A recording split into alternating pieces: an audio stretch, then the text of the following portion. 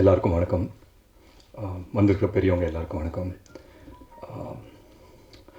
ஒரு ஒரு 2 வருஷம் கழிச்சு எனக்கு ஒரு ப்ரெஸ் மீட், ஒரு 1.5 வருஷத்துக்கு மேலே எங்கள் கேலண்டர்லேருந்தே அப்படியே கிழிச்சு போடலான்னு நினைக்கிறேன். அந்த 1.5 வருஷம் அப்படியே போச்சு. பட் இதெல்லாம் தாண்டி இந்த 2 வருஷத்தில் வந்து நிறைய கஷ்டங்கள் எல்லோரும் பார்த்துருக்கோம், நிறைய இழப்பு எல்லாருமே பார்த்துருக்கோம். பட் அதெல்லாம் தாண்டி இங்கே ஒரு ப்ரெஸ் மீட்டு இங்கே இன்றைக்கி எல்லாருமே சேர்ந்து உட்காந்துருக்கோம் அப்படின்னு நினைக்கும் போது உண்மையிலேயே ரொம்ப ரொம்ப சந்தோஷமாக இருக்குது. அண்ட் வந்திருக்க எல்லாருக்குமே ரொம்ப நன்றி. அண்ட் தள்ளி போகாதை பொறுத்த வரைக்கும் ஒரே ஒரு விஷயம் தான் பிளான் பண்ணோம். அடுத்தது பண்ணும்போது ஒரு ஃபேமிலி ட்ராமா, ஒரு லவ் ஸ்டோரி பண்ணலாம் அப்படின்னு சொல்லி தான் ஒரு பிளான் இருந்தது. ஸோ நானும் கண்ணன் சார் நிறைய டிஸ்கஷன்ஸ் போயிட்டு இருந்தது, என்ன கதை பண்ணலாம் அப்படின்னு சொல்லி. ஒரு 2-3 டிஸ்கஷன்ஸ்க்கு அப்புறம் இந்த ஒரு படம் பாப்பப் ஆச்சு. சரி, இந்த ஒரு நல்ல படமாக இருக்குது, இது ஒன்று பண்ணுவோம் அப்படின்னு சொல்லி பேச்சுவார்த்தை போகும்போது இமீடியட்டாக கண்ணன் சார் ஓவர் நைட் ஒரு டீம் அசெம்பிள் பண்ணார். இந்த டீம் கரெக்டாக இருக்கும் அப்படின்னு. ஸோ ஃபஸ்ட்டு நாங்கள் போய் பேசினது கபிலன் சார் கிட்ட தான். ஸோ இதை நம்ம அடாப்ட் பண்ண போகிறோம் தமிழில். இதுக்கு கரெக்டான ஆள் யாருன்னா கபிலன் சார். அதை தவிர எங்களுக்கு வேறு ஆப்ஷனே கிடையாது. So thank you so much Kabilan sir for being a part of this film. And அதுக்கப்புறம் ஒரு நல்ல டீம் நமக்கு தேவைப்படுது. ஸோ அந்த டீமை பொறுத்த வரைக்கும் cameraman Shami sir, editor Selva sir, music director Gopi Sundar sir, எல்லாருமே அமைஞ்சது உண்மையிலேயே ரொம்ப ரொம்ப சந்தோஷம். அண்ட் முக்கியமாக இந்த ஒரு படத்துக்கு காஸ்டிங்கிறது ரொம்ப ரொம்ப ஒரு முக்கியமான ஒரு விஷயமா இருந்தது. ஸோ அந்த விதத்தில் ஃபஸ்ட்டு எங்களுக்கு ஃபர்ஸ்ட் சாய்ஸை அனுபமாவாக தான் இருந்தது. இந்த ரோலுக்கு அனுபமா பண்ணால் நல்லாயிருக்கும் அப்படின்னு சொல்லி. ஸோ அனுபமா கிட்ட போய் பேசின உடனே அதுவும் அமைஞ்சிது. ஸோ எல்லாமே இந்த படத்தை பொறுத்த வரைக்கும் டக்குன்னு அமைஞ்சிட்டு இருந்தது. பட் ஒரே ஒரு ரோல் மட்டும் எங்களுக்கு செட் ஆகாமல் ரொம்ப நாளாக இந்த ஒரு ரோல் யார் பண்ணால் கரெக்டாக இருக்கும் அப்படின்னு தேடிக்கிட்டே இருந்தோம். அது ஷூட்டிங் ஆரம்பிக்கிறதுக்கு ஒரு வாரம் முன்னாடி தான் அமிதாஷ் கிட்ட போய் கேட்டோம். சரி, அமிதாஷ் இது பண்ணால் நல்லாயிருக்கும் அப்படின்னு சொல்லி கண்ணன் சாரும் ஃபீல் பண்ணால், நானும் ஃபீல் பண்ணேன். ஸோ போய் கேட்கும்போது அமிதாஷ் இமீடியட்டாக he felt excited about it and இமீடியட்டாக பண்ணுறேன் அப்படின்னு சொல்லி சொன்னார். ஸோ ஐ திங்க் மொத்தமாக இது ஒரு டீமாக செட் ஆனதே இந்த படத்துக்கு ஒரு மிகப்பெரிய ஒரு முதல் வெற்றி அப்படின்னு சொல்லி நான் பார்த்தேன், even before we start shooting. And முக்கியமாக நான் ராம்பிரசாத் சார் பற்றி சொல்லி ஆகணும். ராம்பிரசாத் சார் கண்ணன் சாருக்கு ஒரு பேக் போன் மாதிரி. ஸோ நாங்கள் பூமராங்லேயும் ஒர்க் பண்ணியிருக்கோம். அண்ட் இந்த படத்துக்கு ஒரு மிகப்பெரிய support Ramprasad sir. So thank you so much. And Kannan sir பற்றி எல்லாருமே சொல்லிட்டாங்க, அவர் எவ்வளோ ஸ்பீடாக எடுப்பார் என்ன அப்படின்னு சொல்லி. பட் நான் கண்ணன் சார் பற்றி ஒரு விஷயம் சொல்கிறேன். பொதுவாக சொல்லுவாங்க இல்லையா, சின்ன வயசில் இந்த ஒரு நிமிஷமும் வேஸ்ட் பண்ணக்கூடாது, ஒரு செகண்டும் வேஸ்ட் பண்ணக்கூடாது, எவ்ரி செகண்ட் கவுண்ட் அப்படின்னு சொல்லி. அது கரெக்டாக ஃபாலோ பண்ணுறது கண்ணன் சார் தான். ஏன்னா ஃபஸ்ட்டு ஸ்கெடியூல் முடித்தோம், ஒரு 20 நாள் முடித்த பிறகு ஒரு ஃப்ளாஷ்பேக் போர்ஷன் எல்லாமே முடிச்சாச்சு. இப்போ லைவுக்கு தாடி வளர்க்கணும். தாடி வளர்க்குறதுக்கு கண்ணன் சார் எத்தனை நாள் ஆகும் அப்படின்னு சொல்லி கேட்டார். நான் சொன்னேன், சார் எப்படி இருந்தாலும் ஒரு 2.5 to 3 வீக்ஸ் போல் இருக்கும் சார். 3 வீக்ஸில் நல்ல தாடி வளர்ந்த உடனே நம்ம நெக்ஸ்ட் ஷெட்யூல் போயிடலாம். ஓகே சார், சூப்பர், அப்போ அப்படியே பிளான் பண்ணிக்கலாம் அப்படின்னு சொன்னேன். ஸோ ஒரு 2 வீக்ஸ் எண்டிங்கில் நான் கண்ணன் சாருக்கு ஃபோன் பண்ணுறேன். கண்ணன் சார், தாடி இந்த லெவல் ஓகேயா பாருங்கள் அப்படின்னு சொல்லி ஃபேஸ் டைமில் ஃபோன் பண்ணுறேன். பார்த்தா அவர் ஆக்ஷன் கட்டுன்னு வேறு இடத்துல இருக்கார். நான் சொல்லுவேன், என்ன சார், என்ன படம் ஷூட்டிங் சார்? நம்ம படம் ஷூட்டிங் வேறு எதுனா நான் இல்லாத போர்ஷன்ஸ் எதுனா எடுக்கிறீங்க? ஐயோ இல்லை சார், நான் அடுத்த படம் ஷூட்டிங் போயிட்டு இன்னும் 3 டேஸில் நான் முடிச்சிருவேன் சார் அப்படின்னு சொல்கிறேன். சரி, எப்போ ஸ்டார்ட் பண்ணீங்க, எப்போ முடிக்கிறீங்க, எப்போ சார்? நீங்கள் இன்னும் 2 மந்த்ஸில் ரிலீஸ் சார் படம் அப்படிங்கிறாரு. சரி, ஓகே சார், நம்ம எப்போ அப்படின்னு கேட்குறேன். இதோ வீசா முடிஞ்ச உடனே அடுத்தது போயிடுறோம் அப்படின்னு சொன்னேன். சரி, ஓகே. ஸோ வீசாக்கு ப்ராசஸ்க்கு அனுப்புகிறோம். வீசா ப்ராசஸ்க்கு நம்ம பாஸ்போர்ட்ஸ் எல்லாம் போகுது. அதுக்குள்ளே இன்னொரு படத்தை அனௌன்ஸ் பண்ணிட்டாரு. அடுத்த படத்துக்கு மூவ் ஆன் ஆகிட்டார். ஸோ அவர் ஒரு செகண்டும் வேஸ்ட் பண்ண மாட்டார். இப்போ நம்ம எல்லாருமே 2 லாக்டவுன் எல்லாருமே வீட்டில் இருந்திருக்கோம். வீட்டில் இருக்கிற டைமில் 3 படம் ரெடி பண்ணி வச்சுட்டாரு. ஸோ அந்த அளவுக்கு ஸ்பீடாக இருக்கார். அந்த அளவுக்கு மொத்தம் அதே டெக்னீஷியன்ஸ் தான். ஷமி சாருக்கும் நான் ஃபோன் பண்ணி கேட்டேன். நான் என்ன நினச்சேன்னா, கண்ணன் சார் மட்டும் தனியாக ஷூட்டிங்கில் இருக்கார் போல். ஷமி சாருக்கு அடிச்சு சரி அட்லீஸ்ட் ஃபுட்டேஜாக போய் பார்ப்போம் அப்படின்னு சொல்லி ஃபோன் பண்ணி கேட்கும்போது, இல்லை சார், கண்ணன் சார் ஷூட்டிங்கில் தான் இருக்கேன். மொத்த டீமையும் தூக்கிட்டு போயிட்டாரு அடுத்த படம் ஷூட்டிங்க்கு. மேலும் நீங்கள் இதே மாதிரி நிறைய படம் பண்ணுவோம் சார். என்னோடய வாழ்த்துக்கள் உங்களுக்கு. தள்ளி போகாதை பொறுத்த வரைக்கும் ஒரு பாசிட்டிவான ஒரு ஃபிலிம். இன்றைக்கி நிறைய ஸ்ட்ரெஸ், நிறைய ஸ்ட்ரெயின்ஸ், நிறைய நெகட்டிவிட்டியை சுற்றி நம்ம வாழ்ந்துட்டுருக்கோம். அந்த டைமில் ஒரு ஃபீல் குட் ஃபிலிம், ஒரு ஃபேமிலி ஃபிலிமாக பார்க்கணுன்னு நினச்சிங்கன்னா October 14th ரிலீஸ் ஆகுது. கண்டிப்பாக தியேட்டர்ஸ்க்கு பாருங்கள். ஒரு நடிகனுக்கு ஒரு பெர்ஃபார்மருக்கு எப்போவுமே வந்துட்டு நம்ம படம் தியேட்டரில் வந்து ரிலீஸ் ஆகுதுனாலே ஒரு தனி சந்தோஷம். அந்த விதத்தில் நான் வந்து சாருக்கு தான் தேங்க் பண்ணோம், சாருக்கு மேஜிக் கிரியேட்டர் அவங்க. பிகாஸ் நிறைய நிறைய நம்ம வந்து ரொம்ப டைம் வந்துட்டு இது வந்து ஓடிடியில் வருமா இல்லை தியேட்டருக்குள்ளே வருமாங்கிற ஒரு டைலமாலே இருந்தோம். ஏன்னா தியேட்டர்ஸ் ஓப்பன் ஆகல, ஓடிடியில் வந்துட்டு எக்கச்சக்க படம் போயிட்டுருக்கு. ஸோ ஒரு டைலமாலே இருக்கும்போது சார் வந்துட்டு இந்த படத்தை பிக்கப் பண்ணிட்டு இன்றைக்கி 14th ரிலீஸ் ஆகுது அப்படின்னு சொல்லி நினைக்கும் போது உண்மையிலே ரொம்ப ரொம்ப பெருமையாகவும் ரொம்ப ஒரு சந்தோஷமாகவும் இருக்குது. So thank you so much. And வந்திருக்க எல்லாருக்குமே ரொம்ப ரொம்ப தேங்க்ஸ். அண்ட் முக்கியமாக அனுபமா பற்றி பேசி ஆகணும். ஒரு நேச்சுரல் பர்ஃபார்மர் அனுபமா. அவங்களுக்கு வந்துட்டு நான் இதுக்கு முன்னாடியே சொல்லியிருக்கேன், லாங்குவேஜ்ன்றது அவங்களுக்கு ஒரு பேரியராக தெரியல. அதுவே ஒரு மிகப்பெரிய ப்ளஸ் அவங்களுக்கு.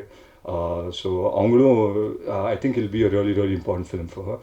அண்ட் முக்கியமாக தியாகங்கள் வந்து இன்றைக்கி வந்து ரொம்ப ரொம்ப சந்தோஷம். ஏன்னா அவர் தான் எனக்கு மொதல் படம் கொடுத்தாரு, அண்ட் கண்ணன் சருக்கும் மொதல் படம் கொடுத்தாரு.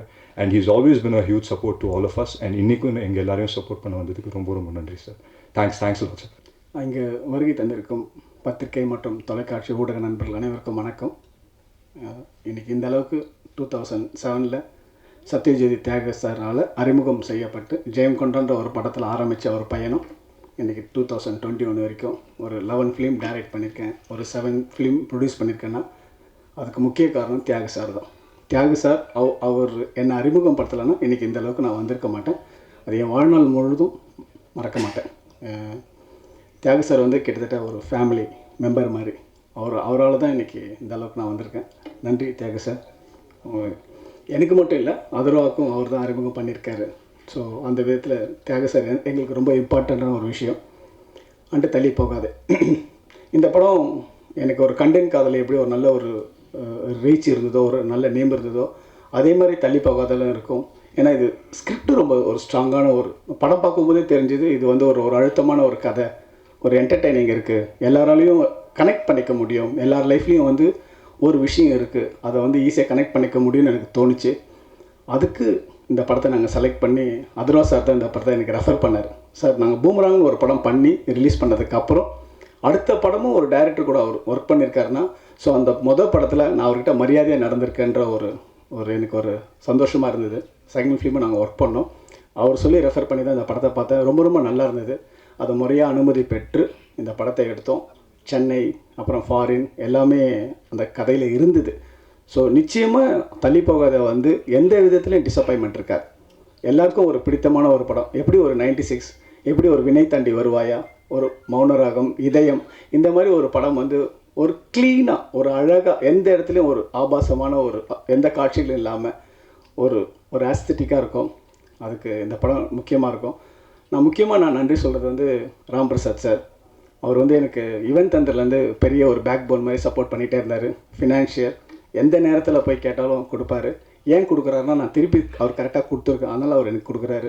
ஸோ ஒரு நாள் கூட அவருக்கு வட்டி நான் அவர் எந்த டேட்டில் கொடுக்குறாரோ அதுக்கு முதல் நாள் தான் கொடுக்குறேன், தவிர பின்னாடி கூட கொடுத்ததில்லை. அதனால தான் இன்றைக்கி வரைக்கும் எனக்கு அவருக்கு உள்ள நட்பு உருவாகுது. ஏன்னா பிஸ்னஸில் முக்கியமாக வந்து பணம் தான். அதை வந்து நம்ம கரெக்டாக இருந்தோம்னா அவங்க நம்மக்கிட்ட கரெக்டாக இருப்பாங்க, எந்த விதத்துலையும் செய்ய மாட்டாங்க. ஸோ அதுக்கு ராம்பிரசாத் சாருக்கு நான் ரொம்ப ரொம்ப நன்றி சொல்கிறேன். அப்புறம் இன்னொருத்தர் முக்கியமான நன்றி சொல்லணும்னா கோபுரம் ஃபிலிம்ஸ் அன்பு சார். இந்த படத்துக்கு மிகப்பெரிய சப்போர்ட். எனக்கு போன படத்துலையும் சரி இந்த படத்துலையும் சரி மிகப்பெரிய ஒரு தொகையை கொடுத்து, கோவிட் டைமில் எப்போவுமே அவருக்கு மாதம் மாதம் வட்டி கட்டுவோம். ஆனால் கிட்டத்தட்ட ஒரு 1.5 வருஷம் ஒரு நாள் கூட ஃபோன் பண்ணல. அவருக்கு சுச்சுவேஷன் தெரியும்.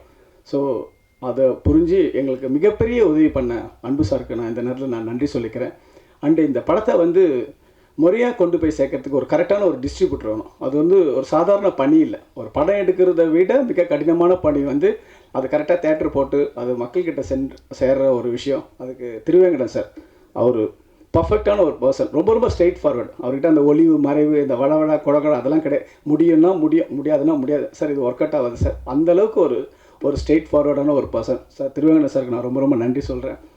அண்டு வந்து இன்னும் நன்றி சொல்லணும்னா கபிலன் வைரமுத்து ஒரு பிரதர் மாதிரி. நான் அவர் கூட ஒரு தள்ளி போகாத ஆரம்பித்த பயணம் இப்போ 4வது படத்துக்கு அவர் வசனம் எழுதிக்கிட்டு இருக்காரு.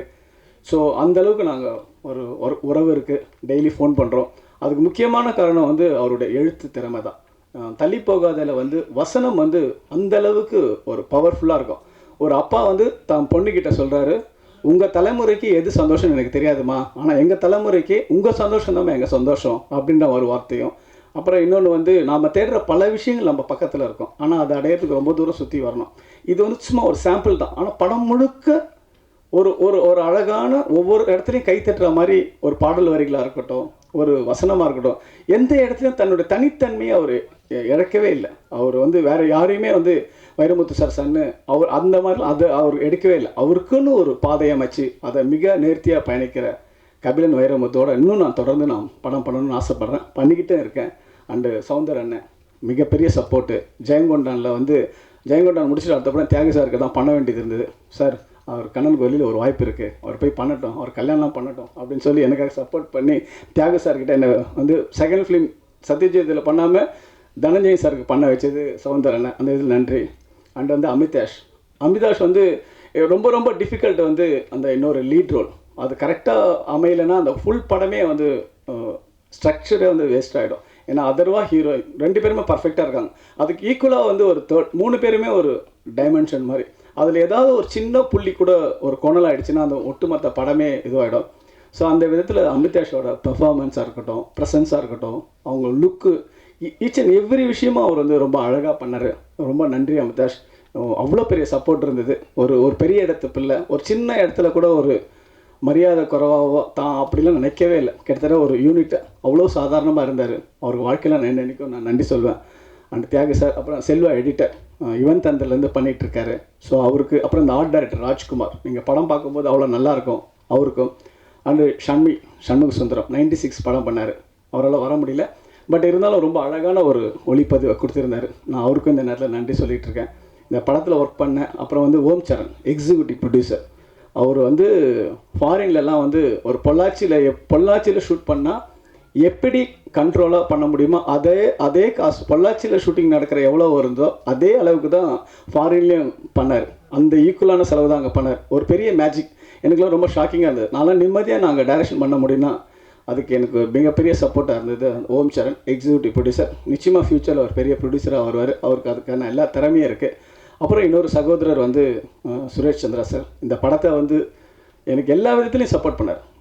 அதர்வா சார் டேட் பார்க்குறதா இருக்கட்டும், எனக்கு டேட் வேணுன்றதுலேருந்து எப்போவுமே வந்து இந்த படம் நல்லா வரணும், குறிப்பாக நான் நல்லா இருக்கணும்னு நினைக்கிற ஒரு இதயத்தில் வந்து சுரேஷ் சந்திரா சார். இதையெல்லாம் விட முக்கியமான நான் நன்றி சொல்லணும்னா அதர்வா அண்ட் அனுபமா. இந்த படம் இந்த அளவுக்கு ஒரு குவாலிட்டியாக ஒரு அழகான ஒரு படமாக வரத்துக்கு முக்கிய காரணம் அவங்க 2 பேர் தான். பிரமாதமான ஒரு பெர்ஃபார்மன்ஸ். அது அதர்வாவா அனுபமாவா எந்த சீனில் நீங்கள் பார்த்துக்கிட்டே இருக்கலாம் யார் நல்லா பண்ணாங்கன்ற அந்தளவுக்கு 2 பேருக்குமே ஒரு போட்டி இருந்துக்கிட்டே இருந்தது. அதர்வாவோட ஹெல்ப்லாம் அவ்வளோ பெரிய அமேசிங். இந்த கொரோனா காலகட்டங்களில் ஒரு தயாரிப்பாளராக ஒரு இயக்குனராக என்னால் வந்து ஒரு ஈஸியாக ஒரு படத்தை எடுத்துட முடியும். நீங்கள் எவ்வளோ பெரிய ஸ்கிரிப்ட் கொடுத்தா கூட நான் வந்து 35 டேஸில் என்னால் முடிச்சிட முடியும். ஏன்னா என்கிட்ட ஒரு கிளாரிட்டி இருந்தது. ஒரு ஷாட் எது வேணும் வேணாம் அப்படின்றத என்னால் ஈஸியாக முடிவு பண்ணிட முடியும். அதுக்கு காரணம் தியாகி சார்கிட்ட நான் கற்றுக்கிட்ட பாடமும் என்னுடைய குரு மரியாதைக்குரிய திரு மணிரத்னம் சார்கிட்ட ஒரு 10 வருஷம் இருந்த அனுபவம் தான். அந்த 2 பேருமே லெஜெண்ட்.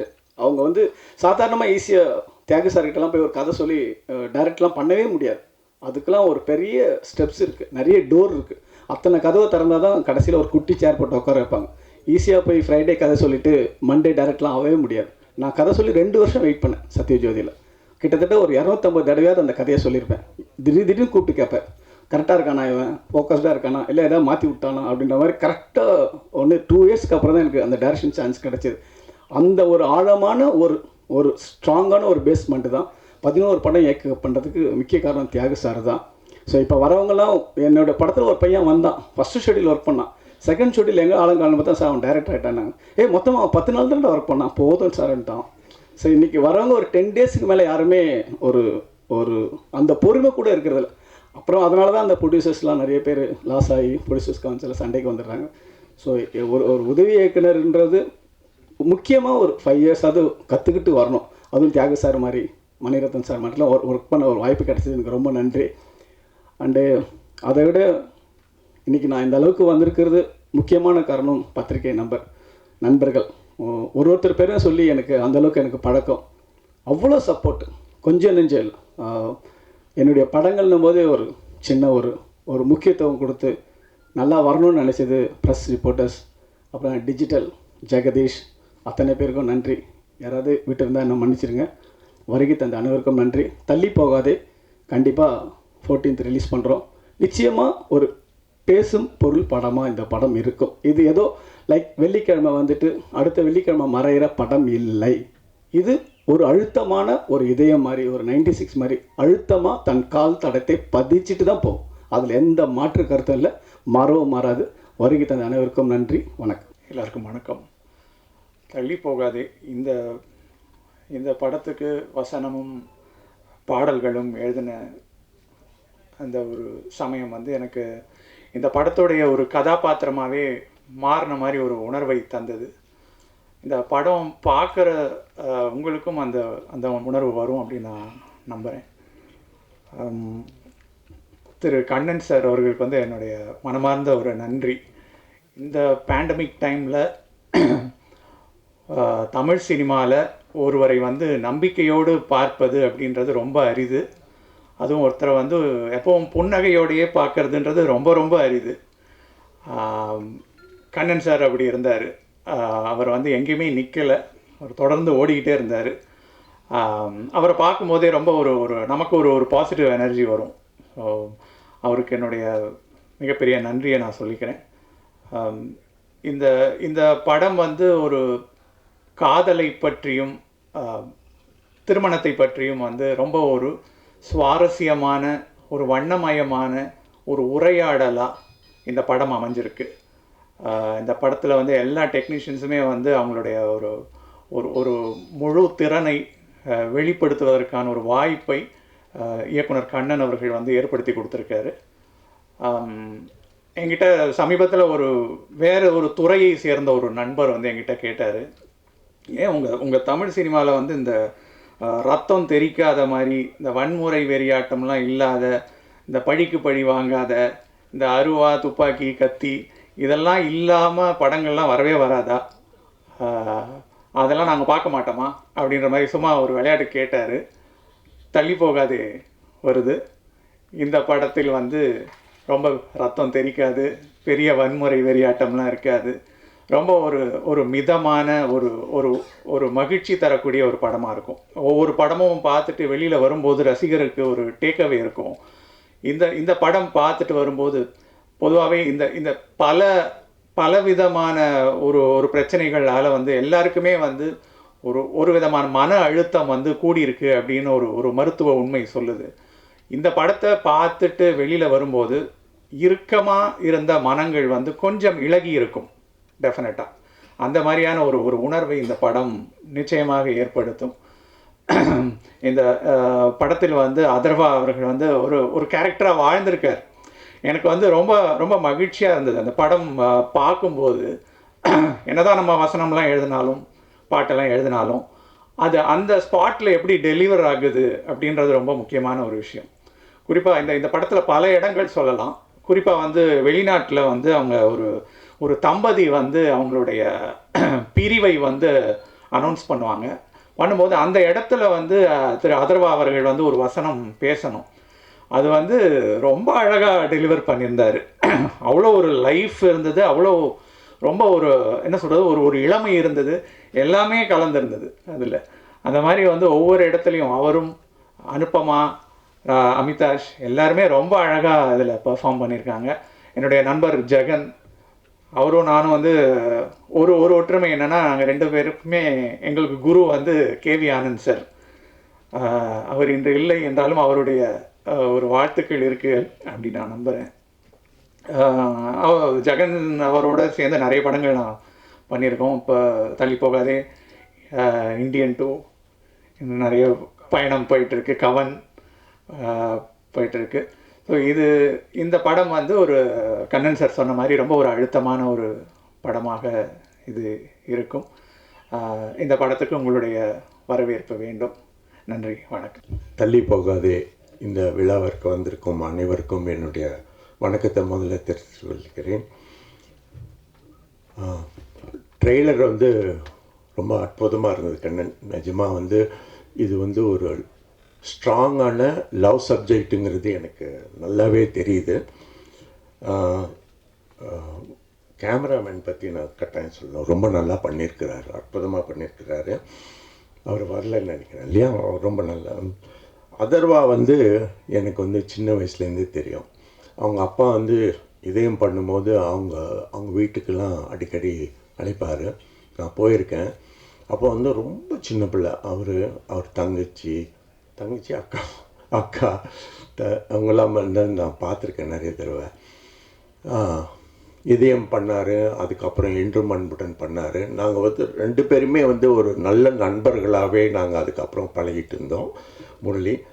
அதுக்கப்புறம் வந்து இந்த கதையை வந்து எங்ககிட்ட வந்து ஒரு நியூ கம்மர் வந்து சொன்னார். இந்த கதை கேட்ட உடனே சரி இது நல்லா இருக்குது, ரொம்ப டிஃப்ரெண்ட்டாக இருக்குது, பண்ணலாம், பானா காத்தாடி பண்ணலாம் அப்படின்னு நினச்ச போது இதுக்கு யார் நல்லா அமைவாங்கிற போது பத்ரி வெங்கடேஷ் நாங்கள்லாம் டிஸ்கஸ் பண்ணும்போது, சார் முரளி பையன் ரொம்ப நல்லா இருக்கார், பார்க்குறதுக்கு டாலாக இருக்கார், ஹேண்ட்ஸமாக இருக்கார், ரொம்ப எக்ஸ்ப்ரெசிவாக இருக்காருன்னு சொன்னார். அப்போ வந்து நாங்கள் வந்து முரளியை கூப்பிட்டு பேசி முரளி வந்து கதையை கேட்டார். அவர் ரொம்ப வந்து he was வெரி கீன். ஏன்னா பையன் வந்து நல்லா லான்ச் பண்ணணும், எப்படியாவது நல்லா வரணும்னு அவர் ரொம்ப ரொம்ப விரும்பினார் முரளி. கதையை கேட்டுட்டு ஒத்துக்கிட்டார். அண்டு அதர்வா அந்த படத்துலேயே ரொம்ப நல்லா பண்ணியிருந்தார். இந்த படத்தில் வந்து நான் பார்த்தேன். இந்த ரொம்ப ஹேண்ட்ஸமாக இருக்கார் அண்டு நல்ல ஒரு டிஃப்ரெண்ட் ரோல் பண்ணியிருக்காருங்கிறது எனக்கு தெரியுது. அதே மாதிரி வந்து அந்த ஹீரோயின் வந்து அனுபமா பரமேஸ்வரன் வந்து நான் அந்த பொண்ணை வந்து கொடி படத்தில் வந்து நான் பார்க்கும்போது எனக்கு ரொம்ப இம்ப்ரெஸ் ஆச்சு. அப்போ டைரக்டர் துரை செந்தில்கிட்ட சொன்னேன், நான் எப்படியாவது நம்ம அந்த பொண்ணை வந்து நம்ம பட்டாஸ் படத்தில் போடணுன்னு. பட் டேட்ஸ் அண்டு சில பிரச்சனைகளால் எங்களால் வந்து போட முடியல. அமிதாஷ் வந்து அந்த பையனும் எனக்கு வந்து சின்ன வயசுலேருந்தே ரொம்ப தெரியும். நான் அவங்க அப்பா வந்து கிரீஷ் பிரதான் அண்ட் அவங்க அம்மா வந்து எனக்கு நல்ல பழக்கம், ரொம்ப வருஷமாக பழக்கம். அமிதாஷ் நீங்கள் நல்லா ஹேண்ட்ஸமாக இருக்கீங்க அண்ட் நல்லா ரொம்ப உங்கள் ஸ்க்ரீன் ப்ரெசன்ஸ் ரொம்ப நல்லா இருக்குது. You have a very bright future. I wish you all the best. Jagan, நான் உங்கள் சீன்ஸ் பார்க்கல, பட் ஜெகன் உங்களை பற்றி கேள்விப்பட்டிருக்கேன். நிச்சயமாக வந்து you also have a very nice future. வாழ்த்துக்கள். அதுக்கப்புறம் வந்து ஐ ஹாவ் டு டெஃபினெட்லி வந்து mention about mister Ram Prasad வந்து ரொம்ப சைலண்ட் பர்சன். பட் அவரை பற்றி நான் கண்ணன் மூலியமாக தான் கேட்டிருக்கேன் நான். And I should thank you mister Ram Prasad for supporting என்னோட ஓன் பிரதர் மாதிரி கண்ணன் வந்து. And please continue to give your support to him sir please. And mister Thiruvengadam, நான் வந்து அவரை வந்து நிச்சயமாக பாராட்டணும் இன்றைக்கி. ஏன்னா வந்து இன்றைக்கி உள்ள சூழ்நிலையில் வந்து டிஸ்ட்ரிபியூட்டர்ஸுங்கிறதே கிடையாது எந்த படத்துக்கும். அவர் வந்து சொன்ன மாதிரி எல்லா படமே வந்து ஓடிடிக்கு போகிறதில்ல. ஓடிடிக்கு போகிற படங்கள் வந்து வெரி ஃபியூ தான். அவுட் ஆஃப் ஒரு 100 படத்தில் வந்து ஒரு 8 படம் 10 படம் தான் வந்து ஓடிடியில் போக முடியும். அதுக்கப்புறம் வந்து பேலன்ஸ் எல்லாம் தியேட்டரில் தான் வந்து ரிலீஸ் பண்ண வேண்டிய சூழ்நிலை இருக்குது. இந்த மாதிரி நேரத்தில் வந்து நீங்கள் படத்தை பார்த்து விரும்பி இந்த படத்தை நீங்கள் ரிலீஸ் பண்ண போகிறீங்க போது எனக்கு ரொம்ப பெருமையாக இருக்குது. படம் பெரிய வெற்றி அடையணும்னு நான் வேண்டிக் கொள்கிறேன். கோபி சுந்தர் மியூசிக் டைரக்டர் வந்து அவர் கேரளாவில் இருக்காராம். அவரோட மியூசிக்கு அண்ட் ரீரெக்கார்டிங்கெல்லாம் ரொம்ப நல்லா இருக்குது. கோபி சுந்தர் வந்து அந்த சாங் இதயா இருக்கு இல்லையா, அந்த சாங் எனக்கு வந்து இதயமே இதயம் சாங் அந்த மாதிரி எனக்கு வந்து ஒரு பாதிப்பு க்ரியேட் பண்ணியிருக்கு. நிச்சயமாக வந்து அது வந்து ஒரு பெரிய அளவுக்கு வரும்.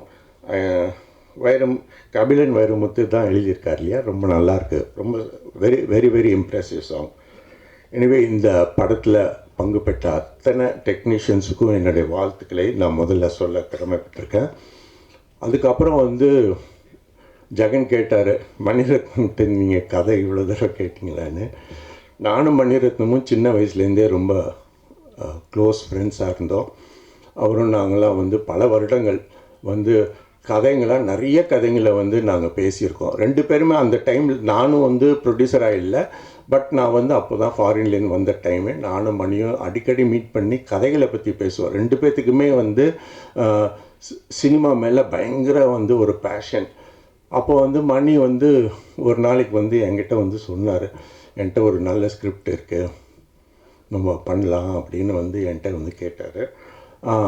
நான் வந்து மணிரத்னம் வந்து ஒரு கன்னட படம் பண்ணார், பல்லவி அனுபல்லவின்னு ஒரு படம். அந்த படத்தை வந்து எங்கள் அப்பா வீனஸ் பிக்சர்ஸ் கோவிந்தராஜன் தான் தயாரித்தார். அப்போது அந்த படத்தை பார்த்த உடனே எனக்கு வந்து மணி மேலே ஒரு பயங்கர இம்ப்ரெஷன். ஏன்னா அவரோட ஷார்ட்ஸு, அவரோட வந்து டேக்கிங்ஸ்லாம் எனக்கு வந்து ரொம்ப இம்ப்ரெஸ் பண்ணிச்சு. சரி, இவர் கதை சொல்கிறேன்னு சொன்னார்னு சொல்லிட்டு நாங்கள் அக்செப்ட் பண்ணிட்டு அந்த படத்தை வந்து செஞ்சோம். அந்த படம் வந்து அந்த டைமில் வந்து பெரிய வந்து சக்ஸஸ் இல்லைனாலும் நல்லா ஓடிச்சு. ஆனால் மணிரத்னமுக்கு ஒரு பெரிய பேர் வந்தது அந்த படத்தில். அதில் எனக்கு ரொம்ப பெருமை. ஏன்னா எனக்கு நல்ல ஞாபகம் இருக்குது, நான் வந்து ஏவிஎம்மில் வந்து சத்யா மூவிஸ் படத்தில் ஒரு படத்தில் வந்து ரஜினி சார் ஷூட்டிங்கில் இருக்கும்போது நான் போகும்போது அவர் என்கிட்ட வந்து சொன்னார், இந்த படத்தை நான் பார்க்கணும், எல்லோரும் வந்து அந்த டைரக்டரை பற்றி பேசுகிறாங்க அப்படின்னு சொன்னோன்னே நான் ஏவிஎம்மில் போட்டு காமிச்சேன்.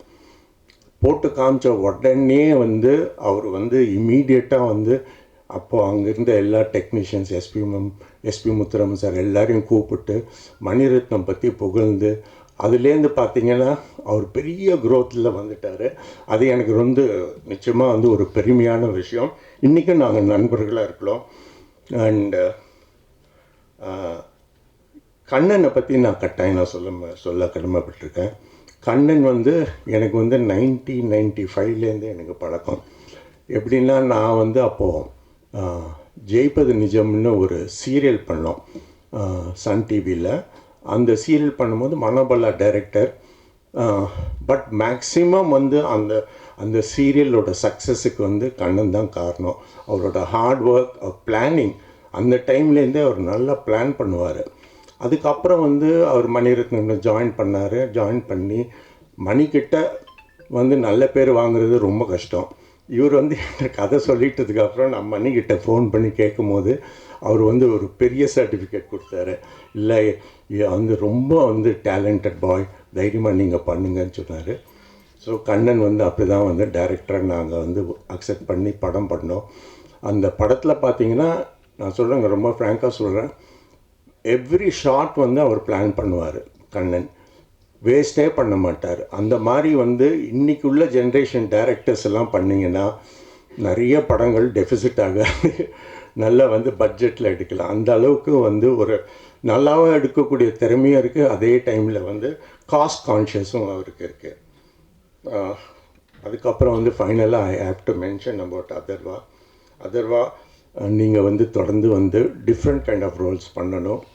அண்ட் வெறும் ஆக்ஷன் இல்லாமல் உங்கள் அப்பா மாதிரி you should also do more social family dramas எல்லாம் பண்ணணும். உங்களுக்கு இந்த படம் வந்து நிச்சயமாக இதே மாதிரி ஒரு பெரிய வெற்றி அடையும்னு வாழ்த்தி விடைபெறுகிறேன். நன்றி, வணக்கம்.